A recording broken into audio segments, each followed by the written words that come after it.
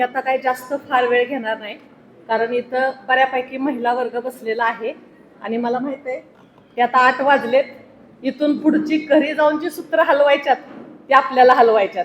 ही काही लोक बसणार आहेत, त्यामुळे मी थोडक्यात उरकते. गुणवंत विद्यार्थी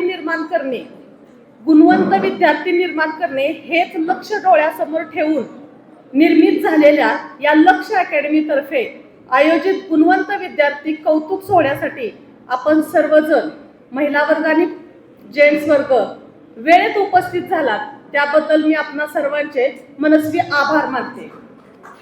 यानंतर उत्तम मार्गदर्शन व ध्येय प्राप्तीसाठी अथक परिश्रम याची साथ असेल तर विद्यार्थी यश शिखर गाठणारच.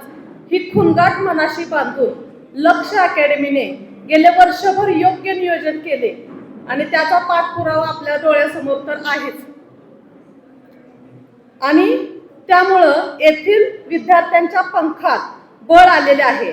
आता तो सज्ज झालेला आहे भविष्याचा वेध घ्यायला. आत्मविश्वासाने स्पर्धेच्या विस्तीर्ण आकाशात यशाची भरारी घ्यायला, त्याच्या डोळ्यात सजलेले स्वप्न प्रत्यक्ष साकार करायला आणि अशाच विद्यार्थ्यांचं कौतुक करावे, त्यांचे मनोबल दृढ व्हावे म्हणून या कार्यक्रमाचे आयोजन करण्यात आले होते.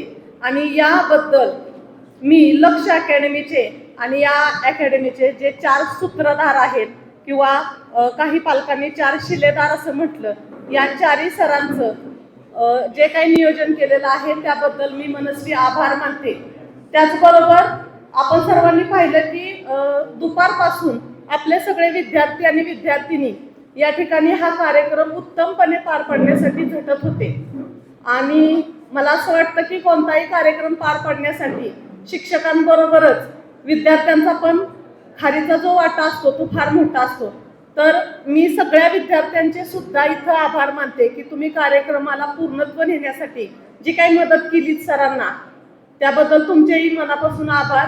आणि संपूर्ण कार्यक्रमाचं जे आकर्षण सोहळा होता तो व्यवस्थित पार पाडलात, तुम्ही सगळ्यांनी सहकार्य केलं. आणि त्याचबरोबर या कार्यक्रमाचे पहिल्याच प्रयत्नात जे सूत्रसंचालन केलेले आपले अकॅडमीचे जे विद्यार्थी आहेत त्यांचंही मी मनापासून आभार मानते. आणि हा कार्यक्रम या ठिकाणी व्यासपीठाच्या वतीनं संपन्न झाला असं मी जाहीर करते.